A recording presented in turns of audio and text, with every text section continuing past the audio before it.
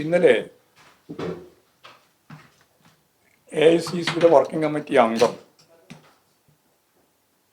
മുൻ പ്രതിപക്ഷ നേതാവ്, ഇപ്പോഴും അദ്ദേഹം MLA ആയിട്ട്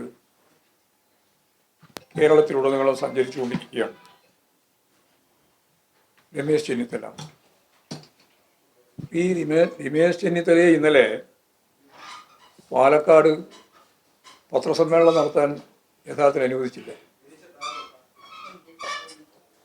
പത്രസമ്മേളനം നടത്താൻ വേണ്ടി തുനിഞ്ഞ് സംസാരിക്കാൻ ശ്രമിക്കുന്ന ഘട്ടത്തിൽ നിങ്ങളുടെ വാർത്താമാധ്യമങ്ങളെല്ലാം കണ്ടതാണ്. ഒന്നാമത്തെ പ്രാവശ്യം സംസാരിക്കാൻ പുറപ്പെടുമ്പോൾ പിന്നിൽ നിന്ന് ബഹളം ഉണ്ടാക്കി സംസാരിക്കാൻ കഴിഞ്ഞില്ല. അത് കഴിഞ്ഞ് രണ്ടാമത്തെ പ്രാവശ്യം വീണ്ടും അദ്ദേഹം സംസാരിക്കാൻ ശ്രമിച്ചു, സംസാരിക്കാൻ കഴിഞ്ഞില്ല.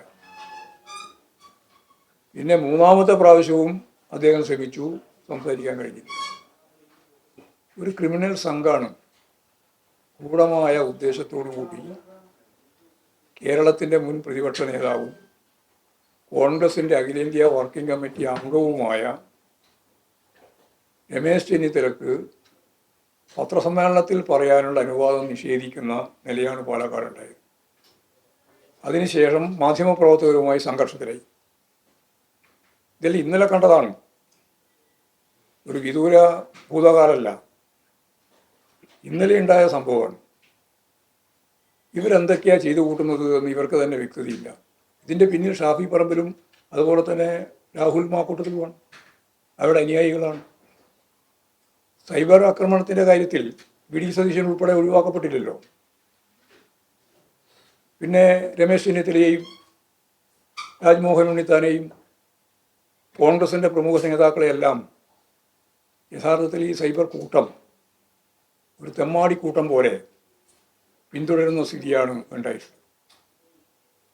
അതുകൊണ്ടാണ് ഞങ്ങൾ പറയുന്നത്, കോൺഗ്രസ് ചെന്നുപെട്ട ദുരിതപൂർണമായ ജീർണത വളരെ വളരെ അപകടകരമായ തലത്തിലേക്കാണ് നീങ്ങുന്നത്. അത് ഗൗരവപൂർവം കോൺഗ്രസ് ശ്രദ്ധിക്കുന്നില്ല എങ്കിൽ വലിയ ഭവിഷ്യത്താണ് ഉണ്ടാക്കുക എന്നുള്ളതാണ് മാങ്കൂട്ടത്തിലുമായിട്ട് ബന്ധപ്പെട്ട് പറയാനുള്ള കാര്യം.